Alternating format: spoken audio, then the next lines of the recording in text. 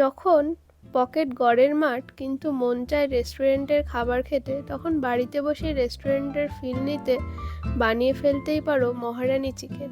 স্বাদে আর গন্ধে অনবদ্য এই মহারানি চিকেন। চলো এবার তোমাদের দেখিয়ে ফেলি কি করে বানালাম। এর জন্য লাগছে তেজপাতা, দারচিনি, লবঙ্গ, স্টার আনিস, ছোট এলাচ, বড় এলাচ, জিরে, শুকনো লঙ্কা।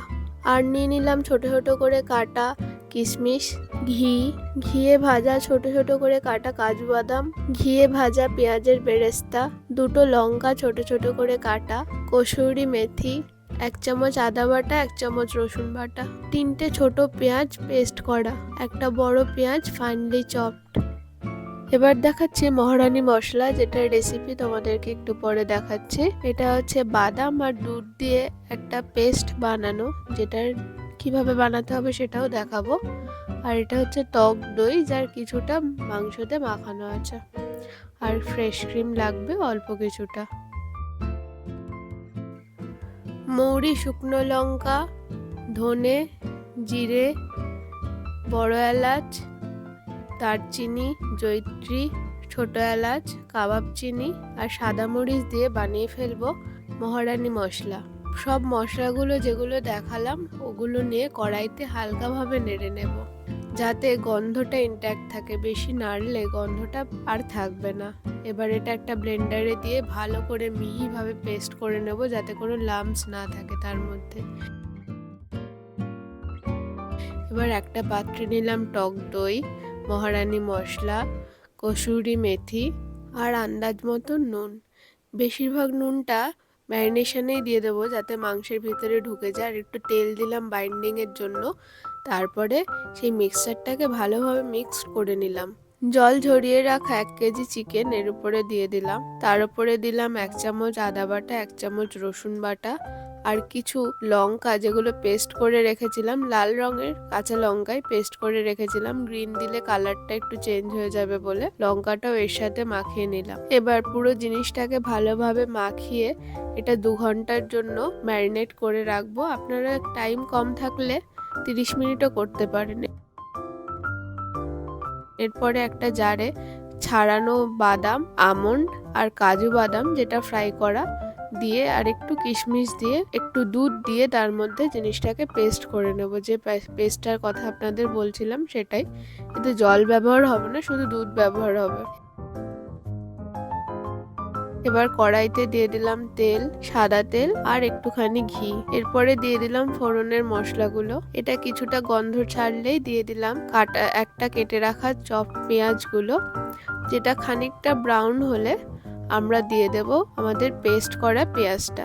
এরপরে দিয়ে দিলাম আদা রসুন পেস্টটা। এটা ভালো করে নেড়ে নিতে হবে। এরপরে দিয়ে দিলাম টক দই। আঁচটা সিম করে দিতে হবে, নাহলে টক দই থেকে জল কেটে যাবে। এটা কষানো হলে দিয়ে দিলাম আমাদের ম্যারিনেট করা চিকেনটা। আঁচটা বেশিরভাগ সময় সিম থাকবে, কারণ দুধ আর দই দুটোই ইউজ হবে, তো বেশি আঁচ থাকলে দুটোতে রিয়াকশন হতে পারে। তাই জন্য ম্যারিনেট করা চিকেনটা দিয়ে মোটামুটি আমি 15-20 মিনিট নাড়িয়ে নিয়েছিলাম, কষিয়ে নিয়েছিলাম, যাতে জিনিসটা ভালোভাবে মশলাটার ফ্লেভারটা ওর ভিতরে ঢুকে যায়। এবার যে ব্যাটারটা তৈরি করেছিলাম সেটা রেখেছিলাম ফ্রিজে, যাতে ঠান্ডা অবস্থায় থাকলে ওটার সাথে কোনো রিয়াকশন না হয়। যে দুধ আর বাদাম বাটাটা ছিল সেটা এবার এর মধ্যে দিয়ে দিলাম। আঁচটা কিন্তু সিমেই রাখা আছে। এই জিনিসটা দিয়ে ভালোভাবে নাড়তে থাকবো। এই রান্নায় কোনো রকমের কোনো জল ইউজ হবে না। যখনই মনে হবে একটু জলের প্রয়োজন, আপনারা একটু করে দুধ দিয়ে দিতে পারেন। তো এর মধ্যে দিয়ে দিলাম ওই ব্যাটারটা। এটা ভালোভাবে নাড়তে থাকতে হবে।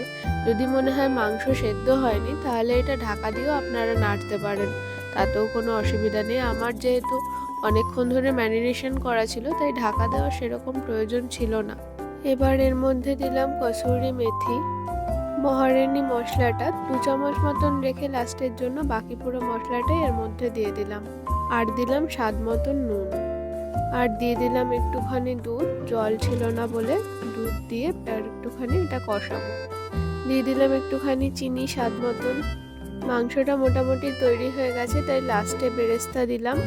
আর দিয়ে দিলাম কেটে রাখা কিশমিশ, কাজু, ঘি, কসুরি মেথি আর মহারানি মশলা বাকি যেটা রাখা ছিল, দিয়ে এটাকে ভালো করে নাড়িয়ে নিয়ে 1-2 মিনিট জাস্ট নাড়িয়ে নিয়ে তৈরি হয়ে যাবে মহারানী চিকেন।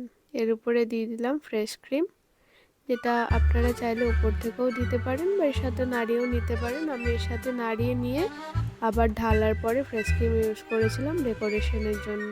রেডি হয়ে গেল আমাদের মহারানী চিকেন। এবার ঢেলে নিচ্ছে একটা পাত্রের মধ্যে, এর মধ্যে উপর থেকে একটু ফ্রেশ ক্রিম দিয়ে জিনিসটাকে ডেকোরেট করে নিলাম। অপেক্ষায় থাকলাম তোমাদের কেরম লাগলো এই ডিশটা বানিয়ে আমাকে জানিও কমেন্টে। ভালো লাগলে একটা লাইক করে দিও, শেয়ার করো যাতে অন্যরাও দেখতে পায়। আবার দেখা হবে অন্য কোনো সময় অন্য ভিডিওতে।